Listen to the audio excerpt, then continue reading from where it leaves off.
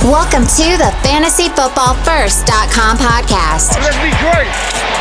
Let's be great. Where we'll hang out and discuss all things fantasy football. Go rock this thing, huh? Love you, man. Go get it.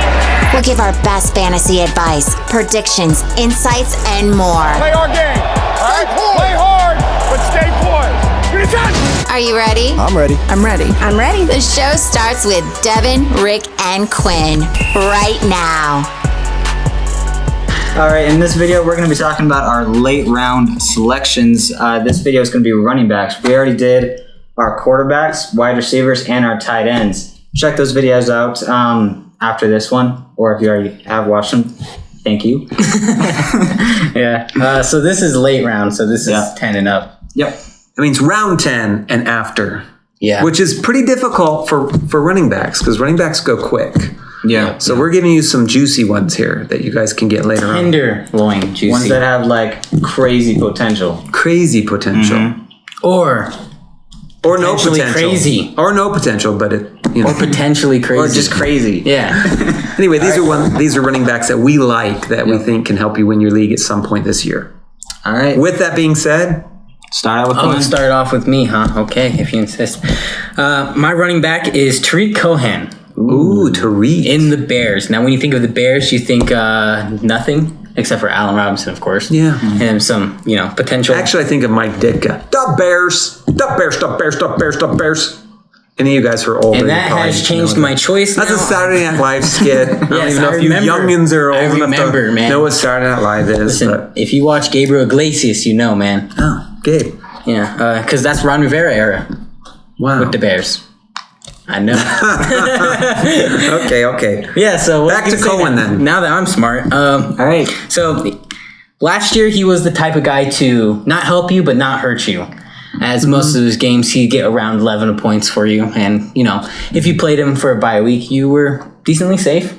Didn't help you win a league, Didn't help but you win. it didn't help you lose. Cohen might be a huge monster considering the quarterback issue. Now, this is like something you think like, well, that's weird, But when quarterbacks come in and they play their game and then another one comes in for them, they tend to throw to the running back more until they get into the movement of their offense.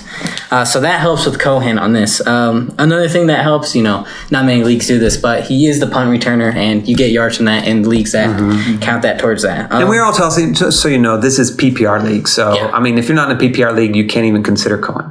But we basically talk about PPR leagues because that's probably 85, 90% of the leagues. So, Yeah, which also brings me to he is going as running back 38.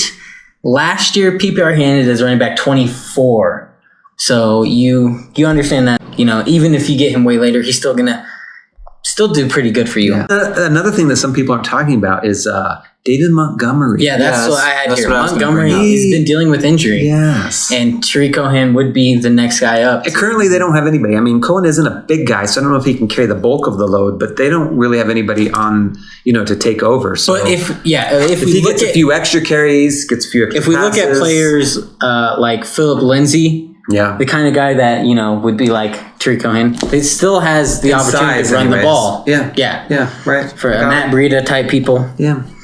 So this guy could easily fill in for your number 2 bye week fill in or One more thing to add, though. He could be flex spot. He's running back 38 off the board, but I believe this has to do with the hype built on the Bears being a terrible offensive Yeah. team this year. Some teams that they say are terrible end up doing pretty good. I mean, there's been several examples of that. And we've seen a lot of teams go from worst to first in their division. They turn it around for whatever reason. You think they're going to be terrible and trash. And all of a sudden, for whatever reason. In fact, the Bears from several years back did that exact same thing. Yeah. Nobody thought they were any good. And all of a sudden, they had this good defense. Their offense was starting to roll a little bit. And I mean, it didn't last long. But so they have the possibility to turn that around again and do that. So, Yeah. I like it. All right. Who you got, Devin? I got Alexander Madison, Dalvin Cook's backup. Ooh, I do like that guy. Yep, Dalvin Cook has suffered a lot of injuries in the past. If history speaks for itself, he's probably going to get injured again this year. Alexander Every year. Madison, yep. Every year. That running game is actually Including really college and successful. high school. Yeah, He's been hurt a ton. But that running game is really successful. So, I mean, really, any running back that jumps in there is probably going to do really well. Mm-hmm. If Dalvin Cook, or when he gets injured, if Alexander Madison doesn't just set the world on fire? Yeah, just do something just really, really weird, he's definitely the backup, and you definitely want to have him. He's definitely golden ticket. And who knows, I mean, the holdout potential too. I mean, even if it's just a few weeks, he could potentially be a holdout, and now you've got to start a running back for a few weeks. Mm-hmm. Yeah, the only thing about Madison is we haven't seen him take on the number one role. No. During the time when Dalvin Cook was injured, Alexander Madison was also out. And it was Amir Abdullah who was doing all the work there. And Mike Boone. But the backup carries that he has done, he has looked good in. Yeah. So there is that. We have seen some work out of him. It's not been a workhorse role. Yeah. But the few things that we have seen, he has done really well. Very successful. Yeah, successful. So okay, I like it. All right, and I've got a guy for you named Antonio Gibson. May not have heard of him because he's a rookie this year. He's on the Washington team. I like that team. It's a good name. I like that name too. Anyway, Darius Geis, who was projected to be the starter, had some issues and is now off the team. They've got Adrian Peterson, and he's got name value. And that's about it. His legs are old and creaking. He still gets 100-yard games. He still did get 100-yard games. But he doesn't produce out of the passing role. Well, and when you say still get 100-yard games and you look at it, you have to have that plural, though. He did. He got 2 100-yard games last year.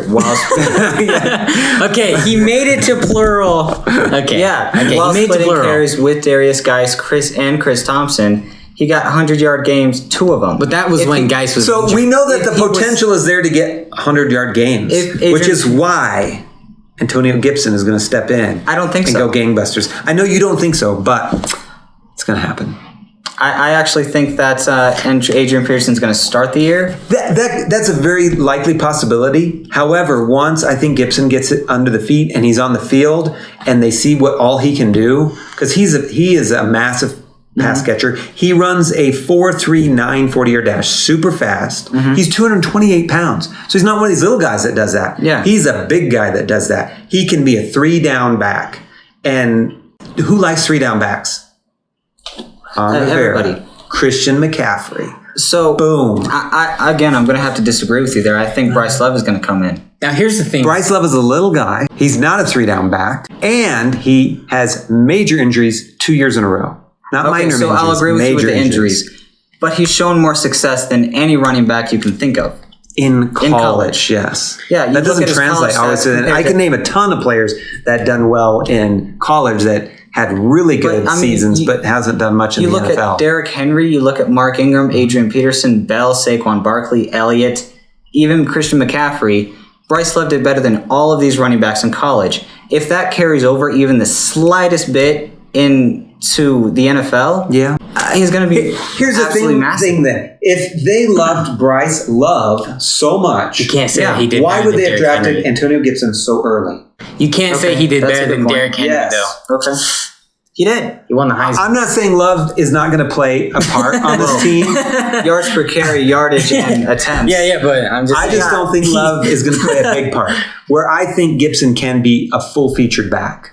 And I think he might soon get that full possibility. And you're getting him in the 13th round or later in your draft. You look at Antonio Gibson's experience in college, and he hardly has any. He had like 30 receptions in college, and that's it. No, I mean, he's very successful, but that's literally it. I think they're just going to use him as a 3rd down back, and then Bryce Love as the actual pounding through the middle. So they're going to take the little guy and put him as the pounder through the middle, and use the big guy and put him as the 3rd down back. Yes, I liked when they did that over in. I liked when they did that over with the Titans when they used Derrick Henry as the passing back and Deion Lewis as the pounder through the middle. I understand that. I think they'd be crazy to do it. Antonio Gibson pounding through the middle. I know it. 228 pounds, 4.3 speed. I mean, that just makes no sense. You look at all these big running backs, though, and only a few of them are actually successful. Yeah, but he's not of that ilk. He's just a big back. I mean, he's of the back of He's not Marshawn Lynch or Derrick Henry big. Okay, but right. Well, Derrick Henry's 247 pounds. That's Right. Not very many backs are like that, but he's more like the size of Ezekiel Elliott. Right, I don't think that size is an obvious pounding through the middle. I mean, Bryce Love has huge success at pounding through the middle. I think you should change your selection then. Bryce Love. Maybe. He is a little biased though because he did draft Bryce Love and he's hoping that does work out. Sure. So I'm basing mine more on realistic expectations and hopefully we'll see what happens. But anyway, you can see we've got some differing opinions. Yeah. This is why these are late round selections. And at the end of the year, we're going to look back and maybe none of these guys did much of anything. Or we're going to look back and say, you know what? Wow, so-and-so was right or this was right. And we're going to look back and see who did what. So we're excited to bring these options to you. If you have done your own research and you kind of had a glimpse on one of these guys and you heard some more compelling evidence, that's, that confirms for you to make that pick. And if you didn't, then, you can pass on all these guys if you want. Obviously some of the guys we're going to take. If there was one guy that all of us knew was going to do it, he wouldn't be in this position. Yeah. We'd be drafting him a lot earlier on. So all these guys have weaknesses or, leaks that have to be plugged a little bit. There's an obvious negative to all of these players. So with all that being said, these are people that could step in and be league winners. Yeah. So Sure. We appreciate you watching this video. Let us know what you think in the comments down below. Do you like any of these guys? Do you have another guy that you guys like? We'd love to hear it too because, we'll research them and maybe do a video on it later on. Who knows? But hit the like button, hit the subscribe. If you want to see the rest of our videos, we did the whole series in this. We've got 3 previous videos that you can watch with quarterbacks, tight ends, and wide receivers. And if you want to hear our future videos, tap the notifications bell, and that'll let you know as soon as our new videos come out. So with all that being said, thank you so much again. And remember to finish first. Thank you for listening to the FantasyFootballFirst.com podcast. Jackson throws complete. Crabtree has it for a touchdown. We hope you enjoyed today's episode. Get more fantasy info and check us out at FantasyFootballFirst.com.